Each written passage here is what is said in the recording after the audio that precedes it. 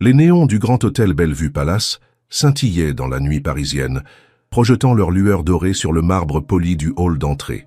Emma Dubois, 15 ans, poussait son chariot de ménage le long des couloirs feutrés du 5e étage, ses chaussures de sécurité bon marché produisant un léger grincement sur le parquet ciré.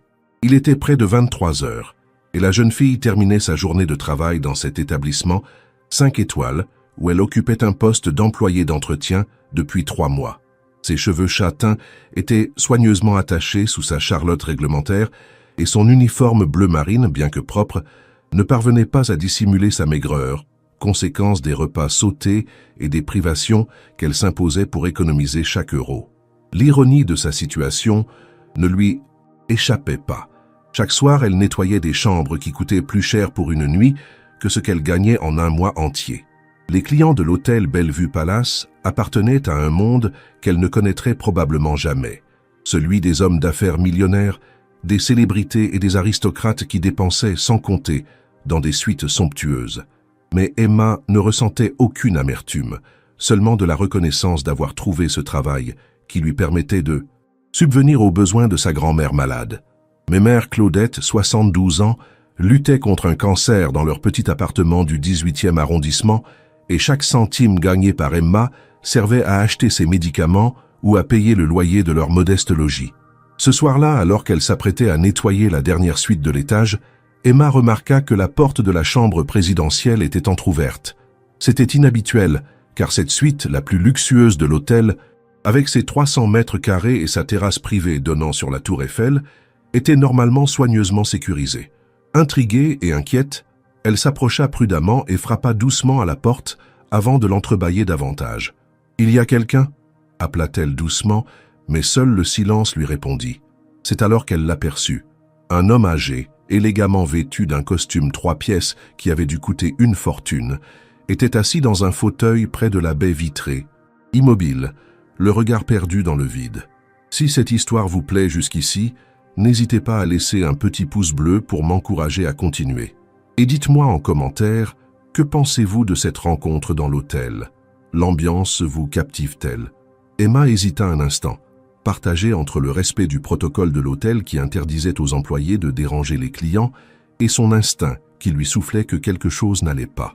L'homme, probablement dans les 70 ans, semblait complètement absent, ses cheveux argentés parfaitement coiffés contrastant avec l'expression de confusion totale qui se lisait sur son visage aristocratique. Ses mains, aux ongles manucurés et ornées d'une chevalière en or, tremblaient légèrement, et Emma remarqua qu'il portait encore son manteau, comme s'il venait d'arriver ou s'apprêtait à partir sans savoir exactement pourquoi. « Monsieur, est-ce que tout va bien ?» demanda-t-elle finalement, abandonnant son chariot dans le couloir pour s'approcher avec précaution. L'homme sursauta légèrement, comme s'il émergeait d'un rêve, et tourna vers elle des yeux gris empreints d'une profonde détresse. Son regard, bien que noble et intelligent, trahissait une confusion qui serra le cœur d'Emma. Elle avait déjà vu cette expression chez sa grand-mère lors de ses mauvais jours, quand la maladie et les médicaments brouillaient ses souvenirs et lui faisaient perdre le fil de la réalité. « Je ne sais pas ce que je fais ici », murmura-t-il d'une voix cultivée mais fragile, ses mots portant un accent distingué qui trahissait une éducation raffinée. « J'étais en train de chercher quelque chose, mais je ne me souviens plus quoi. Et maintenant, je ne sais plus où je suis censé aller. » Ses mains se crispèrent sur les accoudoirs du fauteuil et Emma put voir la panique commencer à s'installer dans ses yeux. « Mon fils, il doit m'attendre quelque part, mais je ne me rappelle plus où. » Sans hésiter, Emma s'agenouilla près du fauteuil, oubliant complètement les règles strictes de l'hôtel concernant les rapports avec la clientèle. « Ne vous inquiétez pas, monsieur, nous allons trouver une solution ensemble, » dit-elle avec une douceur naturelle qui démentait son jeune âge. « Comment vous appelez-vous ? Peut-être que nous pourrions appeler votre fils ?» L'homme la regarda avec reconnaissance, surpris par la gentillesse de cette jeune employée qui aurait pu simplement alerter la sécurité ou prétendre ne rien avoir vu. « Henri Moreau », répondit-il après un moment d'hésitation, comme s'il devait faire un effort pour se souvenir de son propre nom. « Mais je ne me souviens plus du numéro de téléphone de mon fils. C'est terrible, n'est-ce pas? Un père qui ne se souvient plus du numéro de son propre enfant. » Une larme silencieuse roula sur sa joue, et Emma sentit son cœur se serrer devant tant de vulnérabilité chez cet homme qui devait avoir l'habitude de tout contrôler. Emma remarqua qu'il tenait encore un téléphone portable dernière génération dans sa main droite, un modèle qu'elle n'aurait jamais pu s'offrir avec ses maigres revenus. « Peut-être que son numéro est enregistré dans votre téléphone », suggéra-t-elle doucement. Henri regarda l'appareil comme s'il le voyait pour la première fois, puis le lui tendit avec un sourire fragile. « Vous pourriez m'aider? Ces machines modernes sont si compliquées quand on ne se sent pas bien. » Emma prit délicatement le téléphone, impressionnée malgré elle par la qualité de l'objet, et navigua dans les contacts. Elle découvrit rapidement une entrée marquée « Alexandre, mon fils », avec une photo d'un homme d'une quarantaine d'années aux traits sévères mais élégants. « Je pense que j'ai trouvé », dit-elle en montrant l'écran à Henri, qui hocha la tête avec soulagement. « Vous voulez que je l'appelle pour vous ?»« S'il vous plaît », chuchota Henri, sa voix trahissant un mélange de honte et de gratitude. « Mais dites-lui que je vais bien, que c'est juste un petit moment de confusion.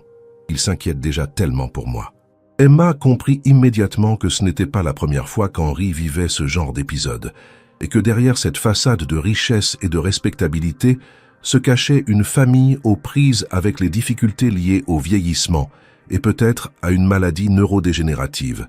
Elle composa le numéro et attendit, son cœur battant légèrement plus vite qu'à l'ordinaire. Après plusieurs sonneries, une voix masculine, froide et autoritaire, répondit avec une impatience mal dissimulée. « Père, où êtes-vous encore? J'ai appelé partout, la sécurité vous cherche dans tout l'hôtel. » Emma sentit immédiatement que la relation entre le père et le fils était complexe, teintée d'exaspération de la part d'Alexandre, qui semblait avoir l'habitude de ce genre de situation. « Bonjour monsieur, je m'appelle Emma et je travaille à l'hôtel Bellevue Palace », commença-t-elle poliment, s'efforçant d'adopter un ton professionnel malgré son jeune âge. « Votre père va bien, il est dans la suite. Présidentiel, mais il semble un peu désorienté. Il aimerait que vous veniez le chercher. » Un silence s'installa à l'autre bout de la ligne, puis Alexandre reprit la parole, sa voix légèrement radoucie par le soulagement. « Merci beaucoup, mademoiselle. J'arrive immédiatement. Pouvez-vous rester avec lui en attendant? Il ne faut surtout pas qu'il sorte de la chambre dans cet état. » Emma acquiesça, même si Alexandre ne pouvait pas la voir, touché par l'inquiétude genuine qu'elle percevait, maintenant dans sa voix sous la façade d'autorité. « Bien sûr, monsieur. Je reste avec lui jusqu'à votre arrivée. » Pendant les 20 minutes qui suivirent, Emma s'installa près d'Henri, abandonnant complètement son travail de ménage pour lui tenir compagnie. Elle l'aida à retirer son manteau, lui apporta un verre d'eau du minibar et engagea avec lui une conversation douce qui semblait l'apaiser. Henri lui parla de sa jeunesse, de ses voyages, de sa passion pour l'art, et Emma découvrit un homme cultivé et bienveillant, dont l'esprit vif perçait parfois à travers les brumes de la confusion. « Vous êtes très gentille, mademoiselle Emma, » dit-il à un moment, reprenant momentanément toute sa lucidité. « Peu de personnes auraient pris le temps de s'occuper d'un vieil homme perdu comme moi. Votre famille doit être fière de vous. » Emma rougit légèrement, peu habituée aux compliments, et répondit avec modestie « Je n'ai fait que ce que n'importe qui aurait fait, monsieur Henri. Ma grand-mère m'a toujours dit qu'il fallait aider les autres quand on le peut. » « Votre grand-mère est une femme sage, » approuva Henri, un sourire chaleureux illuminant son visage. « Et vous, que faites-vous dans la vie en plus de travailler ici? Vous étudiez ?» Emma hésita un moment, gênée de révéler sa situation précaire à cet homme qui évoluait manifestement dans un milieu privilégié. « J'ai dû arrêter mes études pour travailler, » avoua-t-elle finalement. « Ma grand-mère est malade et nous avons besoin d'argent pour ses soins et le loyer. » Henri la regarda avec une compassion qui la toucha profondément. « Quel âge avez-vous, Emma ? » « 15 ans, monsieur. »« 15 ans » répéta-t-il doucement, une tristesse nouvelle s'installant dans ses yeux. Une jeune fille de 15 ans ne devrait pas avoir à porter de telles responsabilités. La vie n'est pas toujours juste, n'est-ce pas? Leur conversation fut interrompue par des coups fermes frappés à la porte. « Père, c'est Alexandre. » Emma se leva immédiatement pour ouvrir et se retrouva face à un homme d'une quarantaine d'années, grand et imposant, vêtu d'un costume sur mesure qui devait valoir plus que ce qu'Emma gagnait en 6 mois. Ses cheveux bruns étaient parfaitement coiffés, ses chaussures italiennes brillaient sous les lustres du couloir, et tout en lui respirait le pouvoir et l'autorité. Ses yeux, du même gris que ceux de son père, la jaugèrent rapidement avant de se poser avec soulagement sur Henri. « Père, nous vous avons cherché partout, » dit Alexandre en s'approchant de Henri avec un mélange d'exaspération et d'affection. « Vous ne pouvez pas disparaître comme ça. Vous nous faites une peur bleue. » Puis, se tournant vers Emma, Il ajouta « Je vous remercie infiniment, mademoiselle. Vous avez pris soin de lui et je vous en suis très reconnaissant. » Emma hocha la tête, gênée par l'intensité du regard d'Alexandre, qui semblait l'évaluer avec une attention particulière. « Ce n'était rien. Monsieur, votre père est très gentil. » Alexandre aida Henri à se lever et Emma remarqua la tendresse avec laquelle il soutenait le vieil homme, malgré l'impatience qu'elle avait perçue au téléphone. « Père, vous vous souvenez comment vous êtes arrivé ici ?» demanda Alexandre doucement. Henri secoua la tête, l'air confus. « Je me promenais dans l'hôtel après le dîner d'affaires, et puis, plus rien.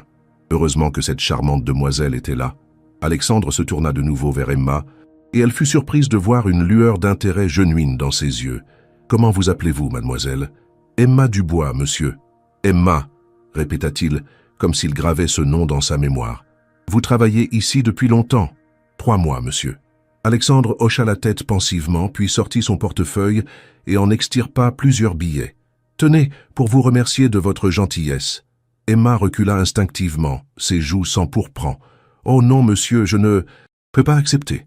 J'ai juste fait ce qu'il fallait faire. » Alexandre insista, mais Emma secoua fermement la tête. « Vraiment, monsieur, ce n'est pas nécessaire. Je suis contente d'avoir pu aider votre père. » Cette réaction surprit visiblement Alexandre, habitué à évoluer dans un monde où tout s'achetait et se vendait. Il rangea lentement son portefeuille, un nouveau respect perçant dans son regard. « C'est très noble de votre part, Emma. Peu de personnes refuseraient une récompense de nos jours. » Henri, qui avait observé l'échange avec attention, prit la parole. « Alexandre, cette jeune fille m'a dit qu'elle avait dû arrêter ses études pour s'occuper de sa grand-mère malade. N'y a-t-il pas quelque chose que nous pourrions faire pour l'aider ?» Alexandre regarda Emma avec un intérêt renouvelé. « Vraiment ? Quel âge avez-vous, Emma ?»« 15 ans, monsieur. »« 15 ans, murmura Alexandre, visiblement troublé. « Et vous travaillez déjà pour subvenir aux besoins de votre famille ?» Emma acquiesça mal à l'aise d'être ainsi au centre de l'attention. « Ma grand-mère a un cancer et ses traitements coûtent très cher.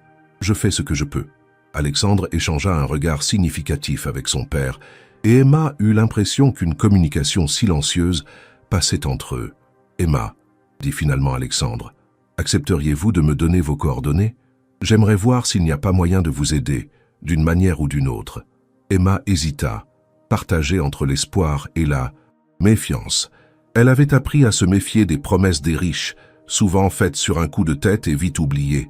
Mais il y avait quelque chose de sincère dans le regard d'Alexandre et Henri l'encourageait d'un sourire bienveillant. « si vous le souhaitez, » dit-elle finalement, donnant son numéro de téléphone portable et son adresse. Alexandre nota soigneusement ces informations dans son téléphone, puis aida son père à remettre son manteau. « Nous devons y aller maintenant, » dit-il. « Père a besoin de repos. Mais Emma, je vous promets que nous nous reverrons bientôt. » Henri s'approcha d'Emma et prit délicatement ses mains dans les siennes. « Merci, ma chère enfant. Vous avez une âme pure, et je sais que la vie vous récompensera pour votre bonté. » Après leur départ, Emma resta seule dans la suite présidentielle, encore troublée par cette rencontre inattendue. Elle regarda autour d'elle le luxe inouï qui l'entourait.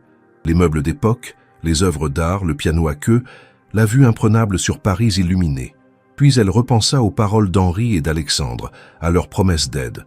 Une partie d'elle n'osait pas y croire, mais une autre, plus naïve, se prenait à espérer. Elle termina rapidement son travail de nettoyage et rentra chez elle vers minuit, dans le métro bondé de noctambules et de travailleurs de nuit. Dans l'appartement exigu qu'elle partageait avec sa grand-mère, elle trouva mémère Claudette endormie dans son fauteuil, un livre à la main. Emma la couvrit délicatement d'une couverture et alla se coucher, l'esprit encore plein de cette soirée extraordinaire.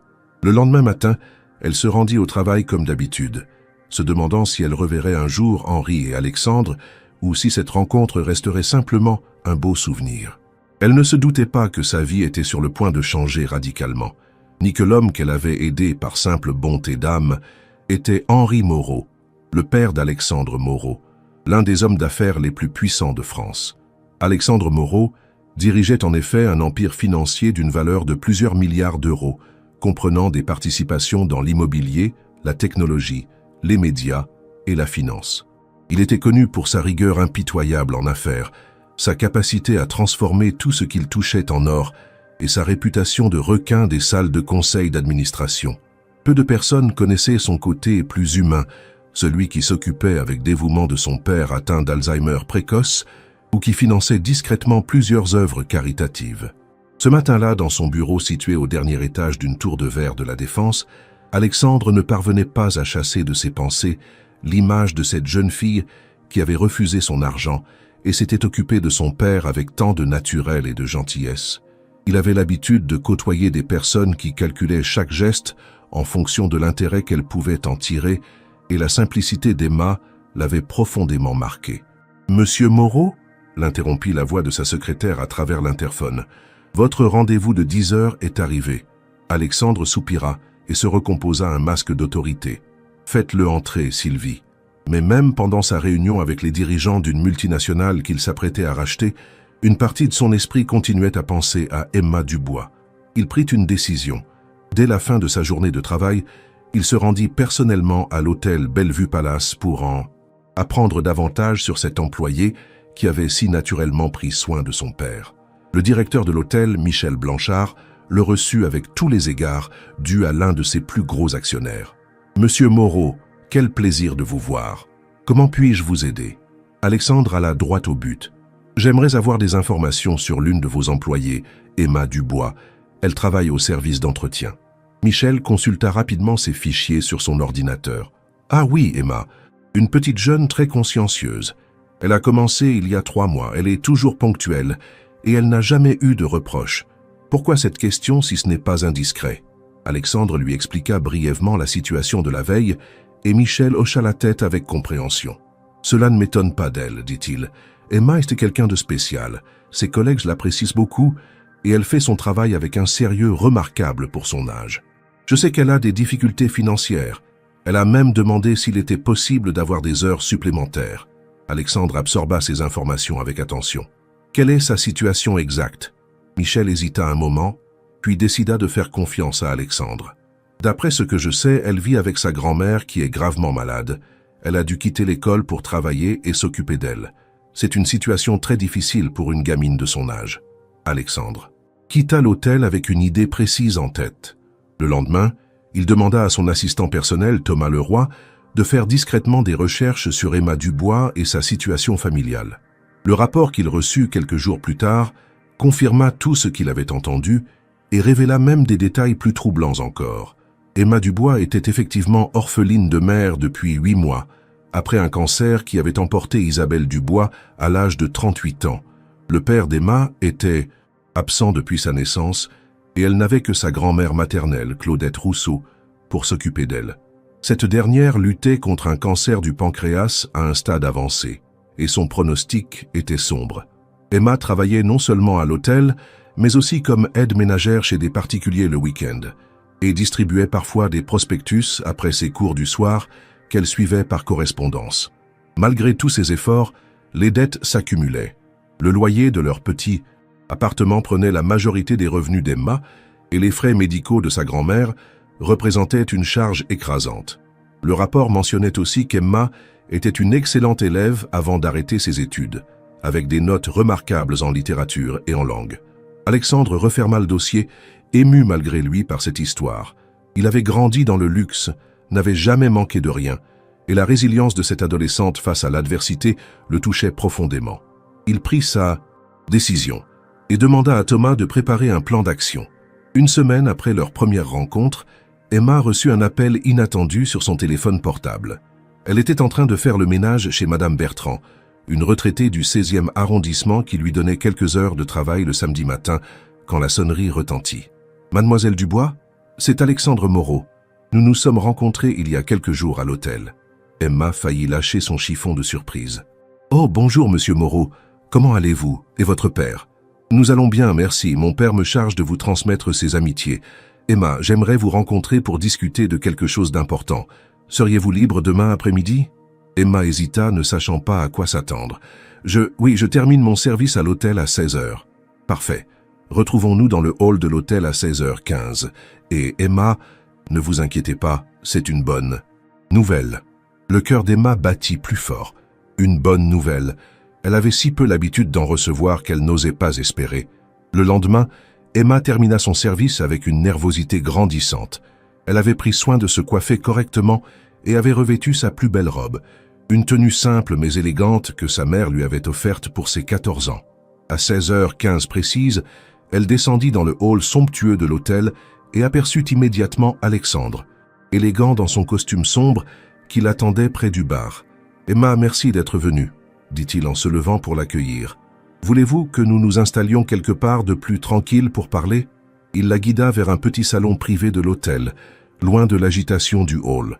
Emma s'assit nerveusement sur le bord d'un fauteuil en cuir, les mains jointes sur ses genoux. « Emma !» commença Alexandre en s'installant face à elle. « J'ai beaucoup réfléchi à notre rencontre de l'autre soir.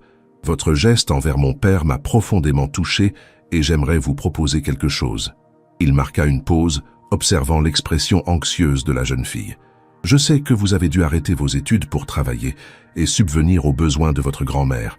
Je sais aussi que vous êtes une excellente élève et que cette situation vous pèse. J'aimerais vous offrir une bourse d'études complète qui couvrirait non seulement vos frais de scolarité dans l'école privée de votre choix, mais aussi une allocation mensuelle qui vous permettrait de vous concentrer sur vos études sans avoir à travailler. » Emma le regarda avec des yeux écarquillés, incapable de prononcer un mot. Alexandre continua. « En échange, je vous demanderai simplement de rendre visite à mon père de temps en temps. Il a beaucoup apprécié votre compagnie et votre présence lui fait du bien. Il vit dans une résidence médicalisée très confortable et je pense que vous pourriez lui apporter un peu de bonheur. Mais pourquoi ?» balbutia finalement Emma. « Pourquoi feriez-vous cela pour moi? Vous ne me connaissez même pas. » Alexandre sourit, et pour la première fois, Emma vit son visage se détendre complètement. « Parce que vous avez aidé mon père sans rien attendre en retour, parce que vous avez refusé mon argent, parce que vous représentez quelque chose de rare dans mon monde, la bonté désintéressée. » Il se pencha légèrement vers elle. « Emma, j'ai les moyens de vous aider, et cela me ferait plaisir de le faire. Considérez cela comme un investissement dans l'avenir. Je suis convaincu que vous ferez de grandes choses si on vous en donne l'opportunité. » Emma sentit des larmes monter à ses yeux. « Et ma grand-mère, ses soins médicaux ?»« J'ai pensé à cela aussi, » répondit Alexandre. « Je peux faire en sorte qu'elle soit transférée dans une clinique privée où elle recevra les meilleurs soins possibles sans que cela vous coûte un centime. » Le monde d'Emma sembla soudain s'élargir, comme si des portes closes depuis des mois s'ouvraient enfin devant elle. « Je ne sais pas quoi dire, » murmura-t-elle, les larmes coulant librement sur ses joues. « C'est trop généreux, je ne pourrai jamais vous rembourser. »« Je ne vous demande pas de me rembourser, » dit doucement Alexandre. « Je vous demande juste de faire honneur à cette chance, d'étudier sérieusement et de tenir compagnie à mon père quand vous le pourrez. Et plus tard, quand vous serez devenue la femme brillante que je pressens, peut-être que vous aiderez quelqu'un d'autre à votre tour. » Emma hocha la tête vigoureusement, encore sous le choc de cette proposition inespérée. « Oui, bien sûr. Je ferai n'importe quoi pour vous remercier. Votre père est un homme merveilleux, ce sera un plaisir de lui tenir compagnie. » Alexandre tendit une carte de visite à Emma. « Voici les coordonnées de mon assistant, Thomas. Il va s'occuper de tous les détails pratiques. L'inscription dans une école, le transfert de votre grand-mère, l'appartement. » « L'appartement ? Vous ne pouvez pas continuer à vivre dans un logement insalubre. Thomas va vous trouver un appartement décent, proche de votre nouvelle école. » Emma était maintenant complètement submergée par l'émotion. Toute sa vie, elle avait lutté contre l'adversité, acceptant chaque épreuve avec résignation. Et voilà qu'en une soirée, grâce à un simple geste de bonté, tout changeait. « Comment pourrais-je jamais vous remercier assez ?» sanglota-t-elle. « En réussissant votre vie, » répondit simplement Alexandre, « et en restant la personne généreuse que vous êtes. » Il se leva et Emma fit de même, encore chancelante. « Thomas vous contactera demain pour commencer les démarches. En attendant, vous pouvez arrêter de travailler à l'hôtel dès maintenant. »« Mais comment vais-je expliquer tout cela à ma grand-mère » demanda Emma, réalisant soudain l'ampleur du changement qui l'attendait. « Dites-lui la vérité, » conseilla Alexandre, « que parfois la générosité est récompensée par d'autres générosités. C'est un cercle vertueux. » Ce soir-là, Emma rentra chez elle avec le cœur léger pour la première fois depuis des mois. Elle trouva sa grand-mère dans son fauteuil habituel, fatiguée par sa chimiothérapie, mais souriante de voir sa petite fille rayonner de bonheur. « Mais mère, » commença Emma en s'agenouillant près d'elle, « il va nous arriver quelque chose de merveilleux. » Et elle raconta toute l'histoire depuis sa rencontre avec Henri jusqu'à la proposition d'Alexandre. Claudette écouta avec un mélange d'incrédulité et de joie, ses yeux se remplissant de larmes de « bonheur. Ma petite chérie, murmura-t-elle en caressant les cheveux d'Emma. « Ta maman avait raison de dire que tu avais un cœur en or. Elle serait si fière de toi. » Puis, avec un sourire malicieux qui rappelait la femme énergique qu'elle avait été avant la maladie, elle ajouta « Et moi qui pensais mourir dans ce taudis, il faut croire que le bon Dieu a décidé que nous méritions un peu de bonheur. » Les semaines qui suivirent furent un tourbillon de changements. Thomas Leroy, l'assistant d'Alexandre, se révéla être un homme efficace et bienveillant qui s'occupa de tous les détails, avec un professionnalisme remarquable. Claudette fut transférée dans une clinique privée réputée où une équipe de spécialistes prit en charge son traitement. Et les nouvelles furent plutôt encourageantes. Prise à temps et avec les nouveaux traitements disponibles, sa maladie pouvait être stabilisée. Emma fut inscrite au lycée privé Sainte-Marie, l'un des établissements les plus prestigieux de Paris, où elle intégra une classe de seconde correspondant à son âge. L'adaptation ne fut pas facile au début. Elle se sentait intimidée par ses nouveaux camarades, issus de familles aisées, et elle avait peur de ne pas être à la hauteur après plusieurs mois d'interruption scolaire. Mais ses professeurs furent rapidement impressionnés par son sérieux et sa soif d'apprendre.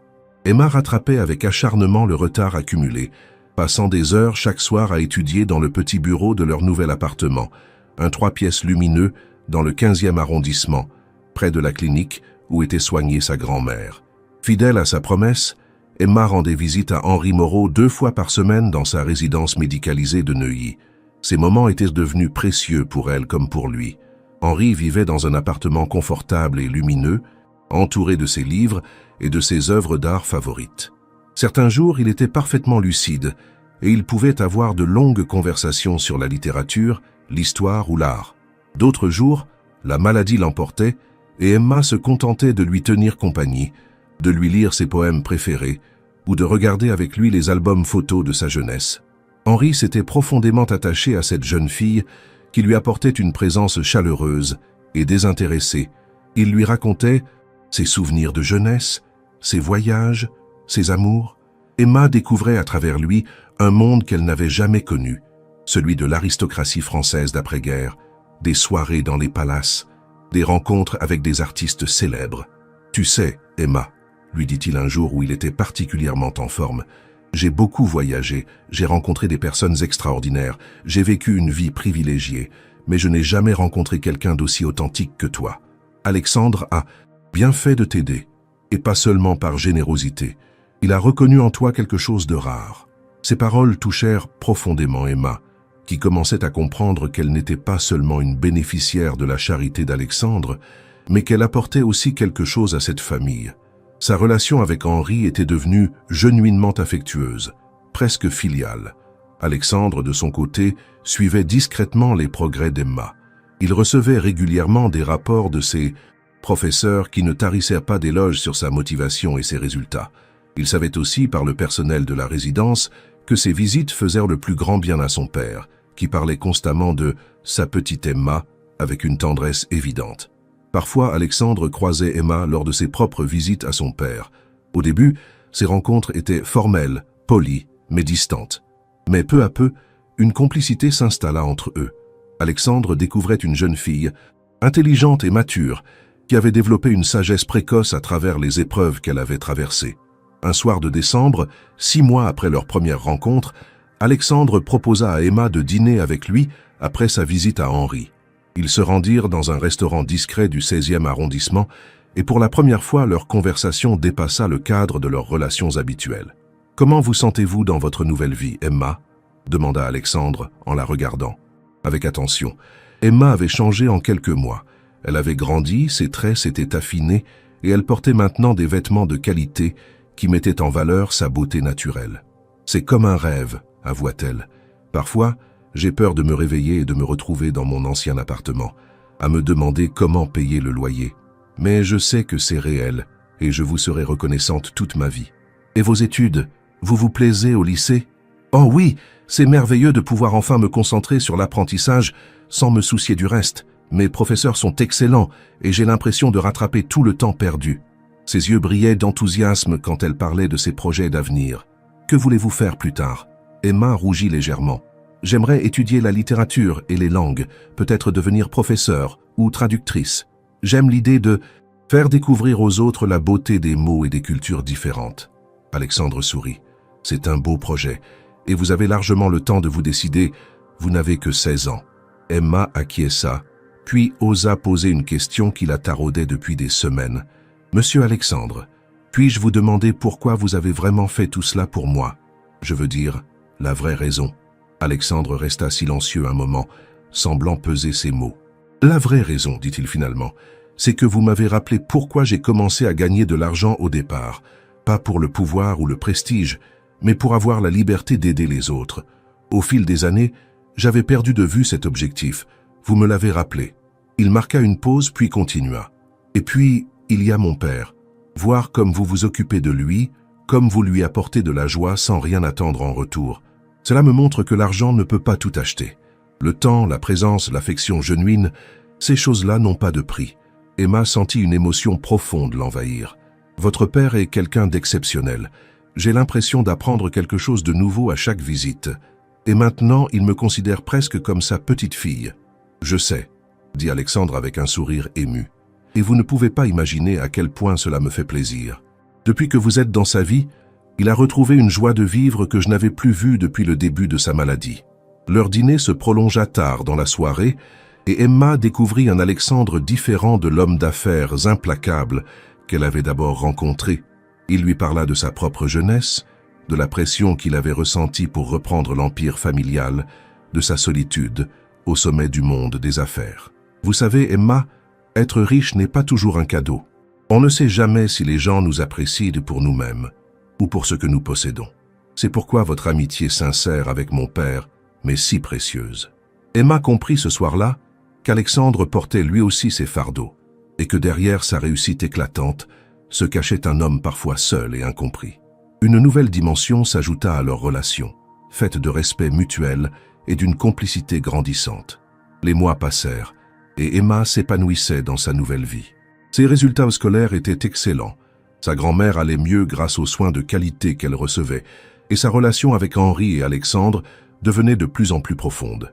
Elle commençait même à se faire quelques amis au lycée, notamment Claire, une jeune fille de son âge, qui venait d'une famille modeste comme elle et qui avait obtenu une bourse d'excellence. Un jour de printemps, lors d'une visite à Henri, celui-ci lui fit une confidence qui la bouleversa. Ils étaient assis dans son petit jardin privé de la résidence et Henri semblait particulièrement nostalgique. « Emma, ma chérie, je dois te dire quelque chose d'important. » Il prit ses mains dans les siennes et elle remarqua qu'elle tremblait plus que d'habitude. « Les médecins pensent que ma maladie progresse. Je vais peut-être avoir de plus en plus de mal à te reconnaître dans les mois qui viennent. » Emma sentit son cœur se serrer. « Oh, Henri, ne sois pas triste, ma petite. J'ai eu une belle vie, et ces derniers mois avec toi ont été parmi les plus heureux que j'ai vécus. Tu m'as donné quelque chose que l'argent ne peut pas acheter, de l'affection sincère. » Il fouilla dans sa poche et en sortit un petit écrin de velours bleu. « Je veux te donner quelque chose. C'était la bague de ma mère et plus tard celle de ma femme. Elle n'a pas eu de fille et Alexandre n'a pas d'enfant. J'aimerais que tu l'aies. » Emma ouvrit l'écrin et découvrit une magnifique bague ancienne ornée d'un saphir entouré de petits diamants. « Henri, c'est trop précieux, je ne peux pas. »« Si, tu peux, » insista-t-il. « Tu es devenue la fille que je n'ai jamais eue. Cette bague doit aller à quelqu'un qui comprend sa valeur sentimentale, pas seulement financière. » Emma accepta ce cadeau avec émotion, comprenant qu'il représentait bien plus qu'un bijou. C'était un symbole d'adoption dans la famille Moreau. Ce soir-là, elle appela Alexandre pour lui raconter cette conversation, et elle fut touchée d'entendre dans sa voix à la fois de la tristesse et de la joie. « Mon père a fait le bon choix, » dit-il simplement. « Cette bague vous va très bien, dans tous les sens du terme. » L'été de ses 17 ans, Emma passa son baccalauréat avec mention très bien, se classant parmi les meilleurs élèves de sa promotion. Alexandre et Henri assistèrent tous les deux à la cérémonie de remise des diplômes, et Emma fut émue de voir la fierté qui brillait dans leurs yeux. « Je suis si fière de toi, ma chérie », lui dit sa grand-mère, qui allait maintenant beaucoup mieux et avait pu assister à la cérémonie. « Ta maman aussi serait fière. Tu as réussi à transformer une tragédie en triomphe. » Alexandre organisa une petite fête pour célébrer la réussite d'Emma dans le jardin de la résidence où vivait Henri. Quelques amis d'Emma du lycée étaient présents, ainsi que Thomas et quelques employés proches d'Alexandre qui avaient eu l'occasion de faire la connaissance de la jeune fille. Un discours, réclamèrent les invités, quand Alexandre se leva pour porter un toast. Il sourit et leva son verre. Il y a 2 ans, une jeune fille de 15 ans a aidé un vieil homme perdu, sans rien attendre en retour. Aujourd'hui, cette même jeune fille vient d'obtenir son baccalauréat avec les félicitations du jury et s'apprête à entrer dans l'une des meilleures universités de France. Il se tourna vers Emma, qui rougissait sous les applaudissements. « Emma, vous nous avez montré que la bonté est toujours récompensée, parfois de manière inattendue. Vous avez apporté de la joie à mon père. Vous avez enrichi ma propre vie, et vous êtes devenue bien plus qu'une protégée. Vous êtes devenue une amie chère. » Henri, malgré sa maladie qui progressait, était parfaitement lucide ce jour-là.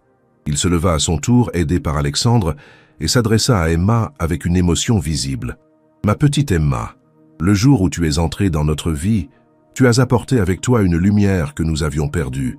Tu nous as rappelé que les vraies richesses ne se comptent pas en euros, mais en moments partagés, en sourires échangés, en présence fidèle. » Sa voix se brisa légèrement. « Je ne sais pas combien de temps il me reste à te reconnaître, alors je veux que tu saches maintenant à quel point tu comptes pour moi. Tu es la fille de mon cœur. » Il n'y eut pas un œil sec dans l'assemblée, et Emma se leva pour serrer Henri dans ses bras, murmurant des mots de tendresse et de gratitude. Cet été-là, Alexandre proposa à Emma de l'accompagner dans un voyage en Italie, officiellement pour qu'elle puisse perfectionner son italien avant d'entrer en études de langue, mais officieusement pour qu'ils puissent passer du temps ensemble, loin des contraintes parisiennes. Henri ne pouvait pas voyager, mais il encouragea Emma à partir. « Va voir le monde, ma chérie, et raconte-moi tout à ton retour. » Claudette aussi insista pour qu'Emma profite de cette opportunité. Ce voyage marqua un tournant dans la relation entre Emma et Alexandre. Loin du contexte habituel de leur rencontre, ils découvrirent qu'ils partageaient bien plus qu'une affection commune pour Henri. Ils visitèrent Florence, Rome, Venise, et Emma fut émerveillée par la beauté de ces villes chargées d'histoire. Alexandre, qui connaissait bien l'Italie pour ses affaires, prit plaisir à lui faire découvrir les trésors cachés de chaque ville. Il était touché par l'enthousiasme d'Emma devant chaque œuvre d'art, chaque monument, chaque paysage. Sa joie de vivre et sa curiosité intellectuelle le rajeunissaient. Un soir à Venise, alors qu'il dînait dans un restaurant avec vue sur le Grand Canal, Emma osa aborder un sujet qui la préoccupait depuis plusieurs mois. « Alexandre, puis-je vous poser une question personnelle ?»« Bien sûr, Emma. Nous nous connaissons assez bien maintenant pour que vous puissiez me poser toutes les questions que vous voulez. Pourquoi n'êtes-vous jamais marié? Vous avez réussi dans tous les domaines, vous êtes... Enfin, vous pourriez avoir n'importe qui. » Alexandre sourit, amusé par la gêne d'Emma. « C'est une excellente question. La vérité, c'est que j'ai toujours privilégié ma carrière. Et puis, comme je vous l'ai dit, il n'est pas facile de savoir si quelqu'un vous aime pour vous-même ou pour votre fortune. » Il marqua une pause, regardant les gondoles passer sur le canal. « Et vous, Emma, y a-t-il quelqu'un dans votre vie ?» Emma rougit. « Non, personne de sérieux. Au lycée, quelques garçons m'ont fait la cour, mais je ne sais pas, j'ai l'impression qu'ils ne comprennent pas vraiment qui je suis, d'où je viens. Il y a un fossé entre ma nouvelle vie et mon passé, et peu de personnes arrivent à comprendre les deux. » « Je comprends parfaitement, » dit Alexandre avec sincérité. « C'est exactement ce que je ressens, mais dans l'autre sens. Peu de personnes arrivent à voir au-delà de ma réussite financière. » Cette conversation créa entre eux une intimité nouvelle. Emma réalisa qu'Alexandre n'était pas seulement son bienfaiteur, mais un homme seul qui luttait contre ses propres démons. Et Alexandre découvrait qu'Emma n'était plus la gamine de 15 ans qu'il avait aidée, mais une jeune femme intelligente et sensible. Le reste du voyage prit une coloration différente. Sans que rien ne soit dit explicitement, ils se rapprochèrent. Alexandre lui offrit des cadeaux plus personnels, des livres rares qu'il pensait qu'elle aimerait, un pendentif ancien acheté chez un antiquaire florentin. Emma, de son côté, se surprit à choisir ses tenues avec plus de soin, à prolonger leur dîner, à chercher ses regards. À leur retour à Paris, tous les deux savaient que quelque chose avait changé entre eux, mais ni l'un ni l'autre n'osait l'exprimer. La différence d'âge, Alexandre avait 42 ans contre 17 pour Emma, et les circonstances de leur rencontre rendaient la situation délicate. Emma entra à la Sorbonne en septembre, pour y étudier les langues et civilisations étrangères. Elle continua à rendre visite régulièrement à Henri, dont l'état se dégradait lentement mais sûrement. Il y avait maintenant des jours où il ne la reconnaissait plus, d'autres où il la confondait avec sa défunte épouse dans sa jeunesse. Ces moments étaient douloureux pour Emma, qui voyait disparaître peu à peu l'homme brillant qu'elle avait appris à aimer comme un grand-père. Mais elle restait fidèle à sa promesse et continuait à lui tenir compagnie, lui parlant de ses études, lui lisant ses livres préférés, même quand elle n'était pas sûre qu'il la comprenait. Alexandre, qui voyait la souffrance d'Emma face à la maladie de son père, lui proposa plusieurs fois de réduire ses visites. « Vous en faites déjà beaucoup, Emma. Personne ne vous en voudrait de prendre un peu de distance. » Mais Emma refusait catégoriquement. « J'ai promis d'être là pour lui, et je tiendrai ma promesse jusqu'au bout. Votre père m'a donné une nouvelle vie. Le moins que je puisse faire, c'est d'être présente dans ses derniers moments de lucidité. » Cette fidélité touchait profondément Alexandre, qui se rendait compte jour après jour de la valeur exceptionnelle d'Emma. Elle n'était plus seulement la jeune fille qu'il avait aidée par générosité, mais une femme remarquable qui enrichissait sa propre existence. L'automne de ses 18 ans marqua un tournant décisif dans la vie d'Emma. Les feuilles dorées de Paris tombaient doucement sur les pavés de la capitale quand elle reçut un appel urgent d'Alexandre, un mardi soir, alors qu'elle révisait ses examens dans son appartement. « Emma, il faut que vous veniez rapidement à la résidence. Mon père, il a fait un malaise cet après-midi.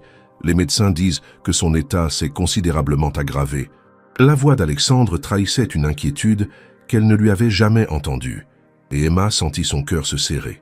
Elle arriva à la résidence médicalisée moins d'une heure plus tard, encore essoufflée par sa course. Alexandre l'attendait dans le couloir, les traits tirés par l'anxiété et la fatigue. Il avait les cheveux décoiffés, sa cravate desserrée, et elle réalisa que c'était la première fois qu'elle le voyait dans un état de vulnérabilité totale. « Comment va-t-il » demanda-t-elle. Immédiatement, posant instinctivement sa main sur le bras d'Alexandre pour le réconforter. Ce geste simple, plein de tendresse naturelle, fit battre le cœur d'Alexandre plus fort, mais il s'efforça de se concentrer sur son père. « Il va mourir, Emma », dit-il simplement, sa voix se brisant sur les derniers mots. « Les médecins pensent que c'est une question de jours, peut-être de semaines tout au plus. La maladie a progressé très rapidement ces derniers temps. » Emma sentit des larmes monter à ses yeux. Henri était devenu bien plus qu'un ami pour elle. Il était devenu la figure paternelle qu'elle n'avait jamais eue. « Est-ce qu'il me reconnaît encore ?» Alexandre hocha la tête. « Oui, étonnamment. Vous êtes l'une des rares personnes qu'il reconnaît encore clairement. Il vous réclame depuis son réveil. » Emma essuya ses larmes et redressa les épaules. « Alors, allons le voir. » Henri était allongé dans son lit médicalisé, branché à plusieurs machines qui surveillaient ses constantes vitales. Mais quand Emma entra dans la chambre, ses yeux s'illuminèrent et un sourire faible mais genuine étira ses lèvres pâles. « Ma petite Emma, » murmura-t-il d'une voix à peine audible, « tu es venue. Je savais que tu viendrais. » Emma s'approcha du lit et prit délicatement la main de Henri dans les siennes. Sa peau était froide et fine comme du papier, mais ses yeux conservaient encore cette lueur d'intelligence et de bonté qui l'avait toujours caractérisé. « Bien sûr que je suis venu, Henri. Je serai toujours là pour vous. » Henri tourna péniblement la tête vers Alexandre, qui se tenait au pied du lit, manifestement ému de voir cette scène. « Alexandre, mon fils, approche-toi. » Alexandre s'avança et Henri tendit sa main libre vers lui. « Je veux vous dire quelque chose à tous les deux, pendant que j'ai encore toute ma tête. » Il marqua une pause, rassemblant ses forces. « Emma, ma chérie, tu as été la plus belle surprise de mes dernières années. Tu m'as donné plus de bonheur que je ne l'espérais. Et toi, Alexandre, je sais que tu aimes cette jeune fille, et je sais qu'elle t'aime aussi, même si vous ne vous l'êtes jamais dit. » Emma rougit violemment, et Alexandre ouvrit la bouche pour protester, mais Henri leva faiblement la main pour les faire taire. « Ne niez pas, mes enfants. Un vieux mourant voit des choses que les vivants refusent parfois d'admettre. L'amour ne se commande pas, et il ne connaît ni l'âge ni les circonstances. » Il serra plus fort la main d'Emma. « Emma, tu es majeure maintenant. Tu es une femme accomplie et brillante. Alexandre, tu es un homme bon sous tes airs d'homme d'affaires impitoyable. » Henri ferma les yeux un moment, épuisé par l'effort de parler, puis les rouvrit avec détermination. « Je vous donne ma bénédiction. Soyez heureux ensemble. La vie est trop courte pour laisser passer l'amour quand il se présente. » Les jours qui suivirent furent à la fois douloureux et précieux. Emma passait ses journées au chevet de Henri, séchant ses cours pour être près de lui. Alexandre avait délégué la plupart de ses responsabilités professionnelles à ses collaborateurs pour pouvoir, lui aussi, être présent. Ensemble, ils veillaient Henri. Emma lui lisait ses poèmes préférés, lui parlait de ses études, de ses projets d'avenir. Alexandre lui racontait des anecdotes de son enfance, des souvenirs de famille que Henri semblait boire comme un élixir de vie. Parfois, Henri était trop faible pour parler, mais il souriait en les écoutant, serrant leurs mains dans les siennes. C'est pendant ces journées de veille que Emma et Alexandre se rapprochèrent définitivement. Les barrières qu'ils avaient construites autour de leurs sentiments s'effritaient face à l'imminence de la perte. Ils se relayaient pour dormir, l'un veillant pendant que l'autre se reposait sur le canapé de la chambre. Un matin, Emma se réveilla pour trouver Alexandre assis près de la fenêtre, regardant le soleil se lever sur les jardins de la résidence. Henri dormait paisiblement, et dans la lumière dorée de l'aube, Alexandre semblait porter le poids du monde sur ses épaules. « Vous n'avez pas dormi », constata Emma en s'approchant de lui. « Je n'arrivais pas », avoua Alexandre. « Je n'arrête pas de penser à tout ce que j'aurais voulu lui dire, à tout le temps que j'ai perdu à travailler au lieu d'être avec lui. » Emma s'assit près de lui, et dans un geste spontané posa sa tête sur son épaule. Alexandre se raidit d'abord, puis se détendit et entoura Emma de son bras. « Il sait que vous l'aimez », murmura Emma. « Il me l'a dit plusieurs fois. Il est fier de l'homme que vous êtes devenu, de tout ce que vous avez accompli, et surtout, il est heureux de nous voir ensemble. » Alexandre resserra son étreinte autour d'Emma. « Emma, ce que mon père a dit l'autre jour. »« C'est vrai, » l'interrompit doucement Emma. « Je vous aime, Alexandre. Je sais que c'est compliqué, je sais que nous venons de mondes différents, mais mes sentiments sont réels. » Alexandre se tourna vers elle, plongeant ses yeux gris dans les siens. « Je vous aime aussi, Emma. Je vous aime depuis longtemps, mais je n'osais pas l'admettre.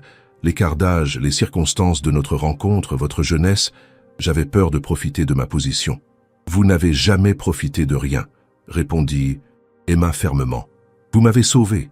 Vous m'avez donné une chance de devenir qui je suis aujourd'hui. Et maintenant, nous sommes deux adultes libres de nos choix. » Alexandre pencha son visage vers celui d'Emma et l'embrassa tendrement, un baiser plein de tendresse et d'amour longtemps retenu.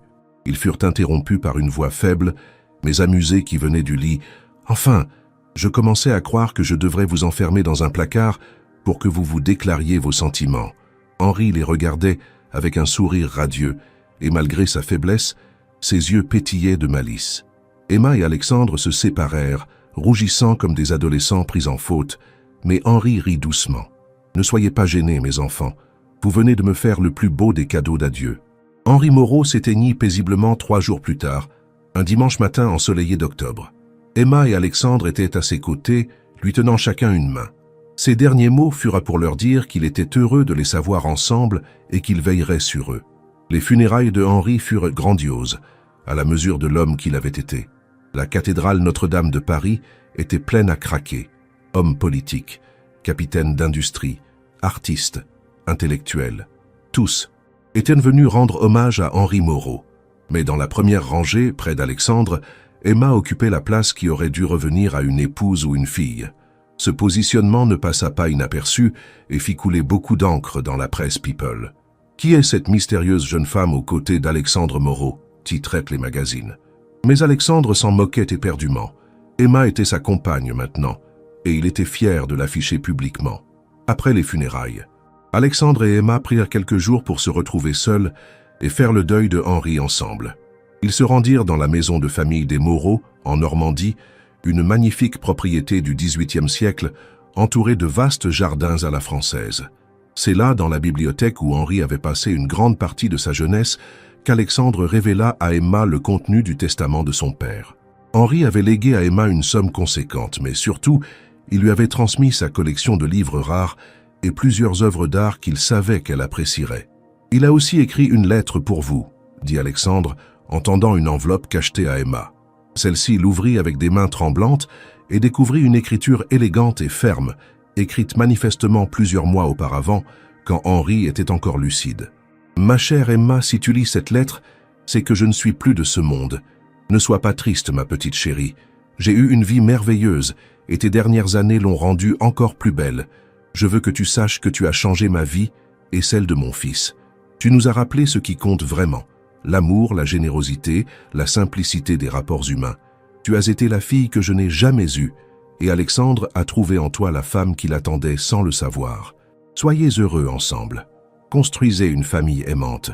Et n'oublie jamais d'où tu viens, car c'est ce qui fait ta force et ta beauté. Je t'aime comme ma propre fille. Henri. Emma pleurait en lisant cette lettre, et Alexandre la prit dans ses bras pour la consoler. « Il vous aimait vraiment comme sa fille, » murmura-t-il. « Et maintenant, vous faites partie de la famille Moreau pour de bon.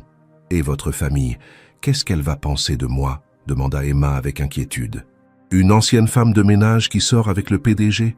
Alexandre sourit. « Ma famille se résume à quelques cousins éloignés que je vois une fois par an. Vous êtes ma vraie famille maintenant, Emma. Vous et votre grand-mère. » Justement, Claudette. Sa santé s'était considérablement améliorée grâce aux soins qu'elle recevait dans la clinique privée. Et les médecins parlaient maintenant de rémission. Quand Emma lui annonça sa relation avec Alexandre, la vieille dame ne fut pas surprise. « Je l'avais bien vu, tu sais, » dit-elle avec un sourire complice. « La façon dont il te regardait, dont il parlait de toi, et toi, ma chérie, tu rayonnes depuis quelque temps d'une façon particulière. » Elle prit les mains d'Emma dans les siennes. « Je suis heureuse pour toi. Alexandre est un homme bien et surtout, il te rend heureuse. C'est tout ce qui compte. » L'adaptation à leur nouvelle relation publique ne fut pas sans difficulté. Emma découvrit la pression médiatique qui accompagnait la notoriété d'Alexandre.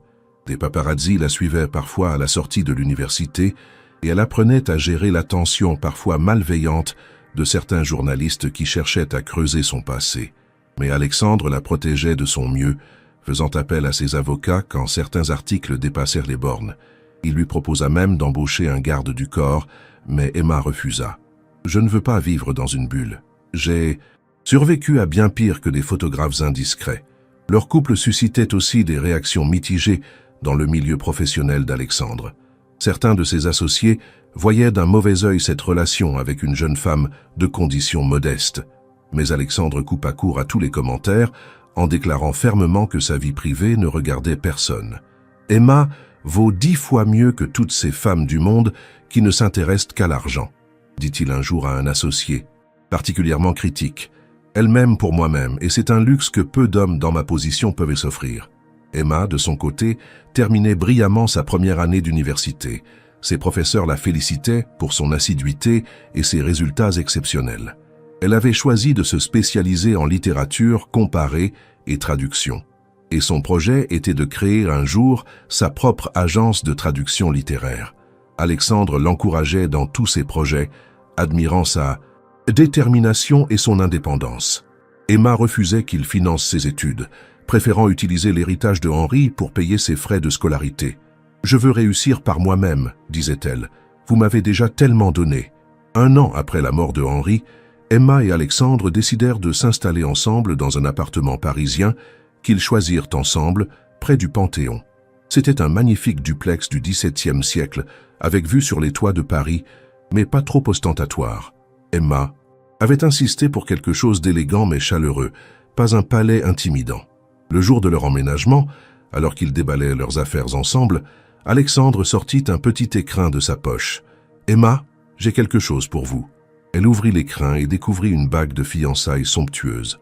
Un diamant pur serti dans un anneau de platine, entouré de petits saphirs qui rappelèrent la bague de Henri. « Emma Dubois, accepteriez-vous de devenir ma femme ?» demanda Alexandre. En s'agenouillant devant elle, Emma éclata en sanglots de joie. « Oui, oui, 1000 fois oui !» cria-t-elle en se jetant dans ses bras. Ils se marièrent au printemps suivant, dans une cérémonie intimiste en Normandie, dans le parc de la propriété familiale des Moreau.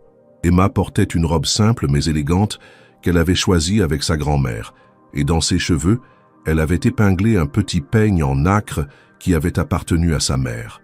La cérémonie était petite mais parfaite. Claudette, rayonnante dans sa plus belle robe, quelques amis proches d'Emma de l'université, Thomas et quelques employés fidèles d'Alexandre, et le personnel de la résidence où avait vécu Henri, qui considérait Emma comme leur propre fille. Le prêtre qui les maria avait connu Henri, et il évoqua avec émotion la façon dont cette union aurait réjoui le vieil homme. Henri Moreau était convaincu que l'amour triomphait toujours des obstacles, dit-il. En vous regardant aujourd'hui, je sais qu'il avait raison. Pendant la réception, Alexandre porta un toast émouvant. Il y a 4 ans, mon père s'est perdu dans un hôtel. Emma l'a retrouvé et nous a trouvés par la même occasion. Aujourd'hui, je peux dire que nous formons enfin la famille que Henri avait toujours rêvé pour nous. Emma, devenue Emma Moreau, continua ses études tout en s'adaptant à sa nouvelle vie. Elle découvrait les responsabilités qui accompagnaient son nouveau statut. Gala de charité, réception professionnelle, obligations mondaines. Mais elle gérait tout cela avec une grâce naturelle qui impressionnait l'entourage d'Alexandre. Surtout, elle convainquit Alexandre de s'impliquer davantage dans des œuvres caritatives. Ensemble, ils créèrent la fondation Henri Moreau, dédiée à l'aide aux familles en difficulté et à l'éducation des jeunes défavorisés. Emma en devint la directrice opérationnelle, mettant à profit son expérience personnelle de la précarité. « Tu as raison », lui dit Alexandre un jour qu'il visitait un foyer d'accueil financé par leur fondation. « L'argent n'a de sens que s'il sert à aider les autres. Mon père serait fier de voir ce que nous faisons. » La fondation connut rapidement un grand succès. Emma organisait des événements de collecte de fonds, montait des programmes d'aide aux devoirs, créait des bourses d'études. Son histoire personnelle, de la femme de ménage à la philanthrope, inspirait beaucoup de gens et donnait une crédibilité particulière à leur action. 2 ans après leur mariage, Emma donna naissance à leur premier enfant, un petit garçon qu'ils prénommèrent Henri, en hommage au grand-père qu'ils ne connaîtraient jamais. Alexandre pleurait de joie en tenant son fils dans ses bras, réalisant que le cercle était bouclé. De l'aide qu'Emma avait apportée à son père naissait maintenant une nouvelle génération.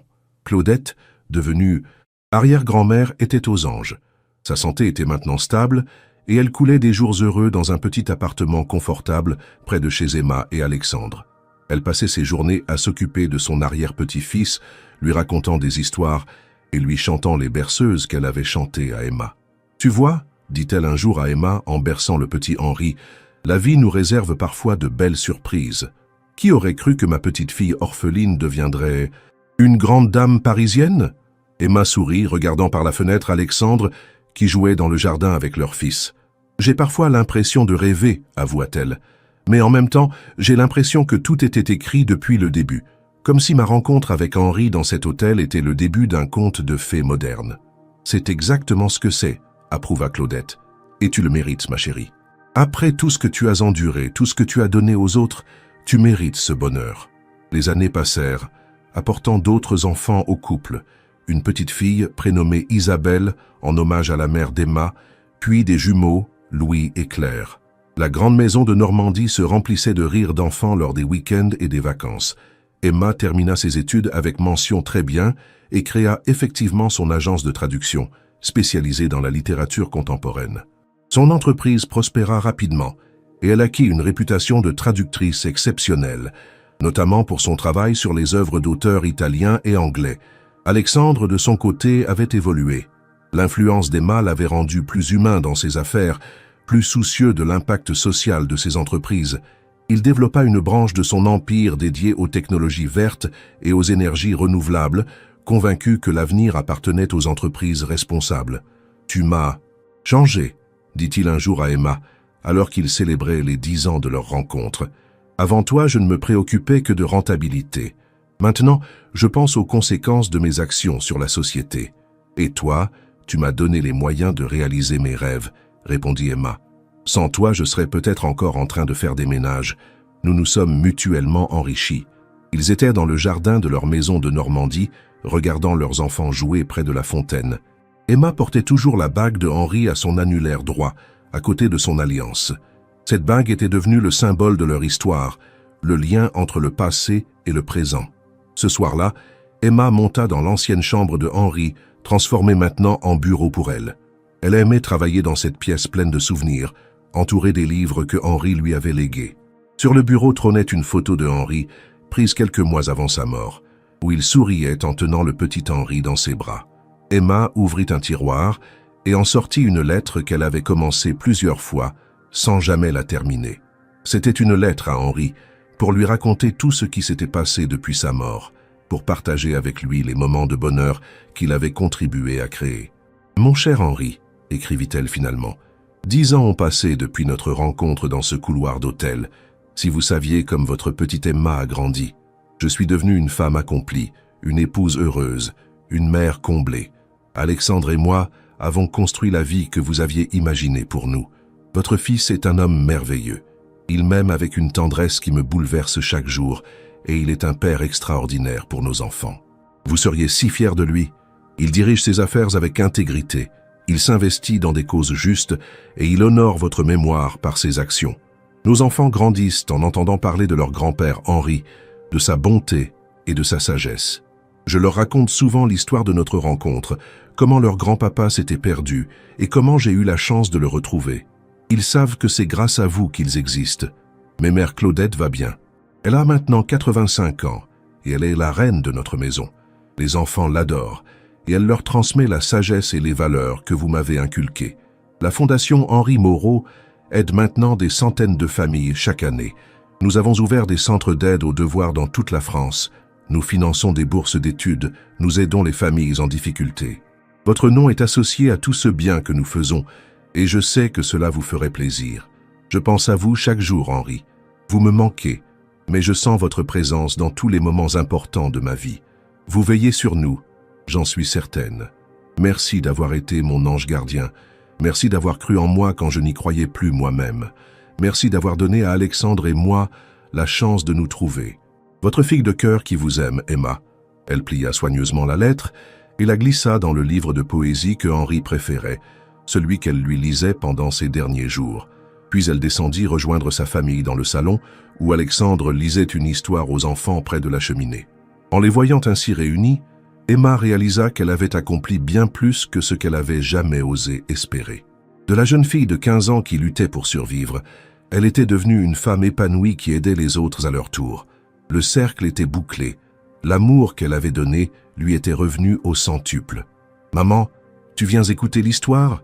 appela la petite Isabelle âgée de 6 ans. Emma s'installa sur le canapé entre Alexandre et ses enfants, sentant la chaleur de cette famille unie qu'elle avait contribué à créer. « C'est l'histoire de quoi ?» demanda-t-elle. « C'est l'histoire d'une princesse qui aide un roi perdu dans la forêt », expliqua le petit Henri, maintenant âgé de 8 ans. « Et après, le roi lui donne un château et elle épouse le prince. » Emma et Alexandre échangèrent un regard complice et amusé. « C'est une belle histoire », dit Emma en embrassant ses enfants. « Et tu sais quoi ? Parfois, les plus belles histoires arrivent vraiment dans la vraie vie. » Alexandre posa sa main sur celle d'Emma, et elle sentit sous ses doigts la bague de Henri, témoin silencieux de leur extraordinaire parcours. Dans la cheminée, les flammes dansaient joyeusement, réchauffant cette famille que le destin avait réunie grâce à un simple geste de bonté dans un couloir d'hôtel. Et quelque part, Emma en était certaine, Henri souriait en les voyant si heureux ensemble.